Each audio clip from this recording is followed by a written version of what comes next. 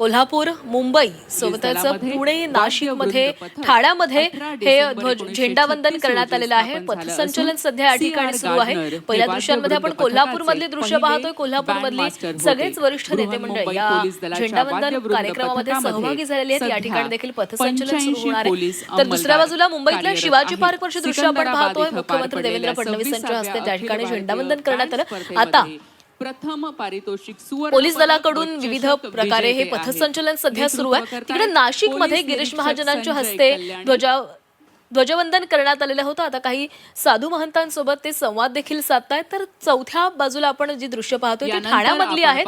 ठाण्यामध्ये उपमुख्यमंत्री एकनाथ शिंदे हे यांच्या उपस्थितीमध्ये या ठिकाणी पथसंचलन सुरू झालेलं आहे।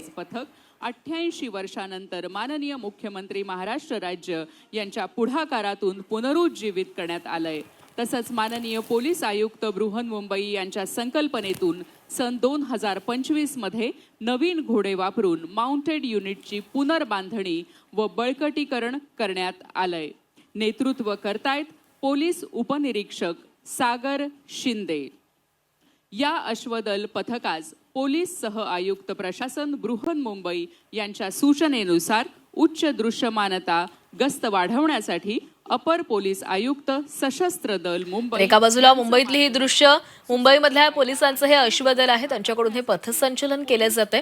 तर दुसऱ्या बाजूला ठाण्यामधली दृश्य, ठाण्यामध्ये उपमुख्यमंत्री एकनाथ शिंदे यांच्या उपस्थितीमध्ये हे पथसंचलन सुरू झाले। आता त्यांच्यासमोर देखील ठाण्यामधील पोलीस दलाकडून मुख्य उद्देश पथसंचलन सुरू करण्यात येणार आहे। तर आज देशभरामध्ये प्रजासत्ताक दिनाचा उत्साह आपण पाहतोय। दिल्लीमध्ये देखील काही वेळातच कार्यक्रमाला सुरुवात होणार आहे। आता यानंतर माननीय मुख्यमंत्री महोदयांना मानवंदना देण्यासाठी येत आहेत संचलनात सहभागी झालेली आणि आपल्या भारतीयांसाठी अभिमानाची बाब असलेली विविध वाहनं। सर्वप्रथम येत आहे भारतीय नौदलाचं भारतीय नौसेना पोत सुरत। भारतीय नौदलाची ताकद, तांत्रिकदृष्ट्या उत्कृष्टता आणि आत्मनिर्भरतेचं प्रतीक म्हणजे ही अत्याधुनिक विध्वंसक युद्ध। आता ही मुंबई आणि दिल्लीची दृश्य आता सध्या मुंबईमध्ये विविध वाहनांद्वारे वाहनांमधून आता मुख्यमंत्र्यांना मानवंदना दिली जाते। इंडियन नेव्ही म्हणजेच नौदलामध्ये जे वाहन वापरले जातात म्हणजे जे जहाज असतात, आपले लढाऊ जहाज असतात, त्यांचं ही जी प्रतिकृती या ठिकाणी साकारण्यात आलेली आहे।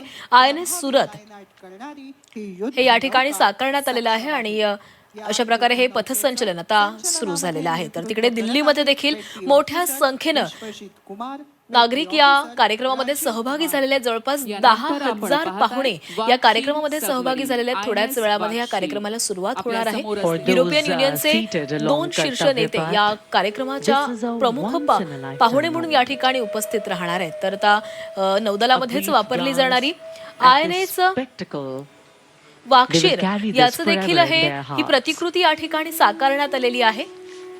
जी महत्वाची वाहनं आहेत किंवा जी महत्वाची जहाजं आहेत ती वापरली जातात, त्यांच्या प्रतिकृती या ठिकाणी साकारण्यात आलेल्या आहेत आणि त्यांचंच आता हे पथसंचलन या ठिकाणी सुरू आहे।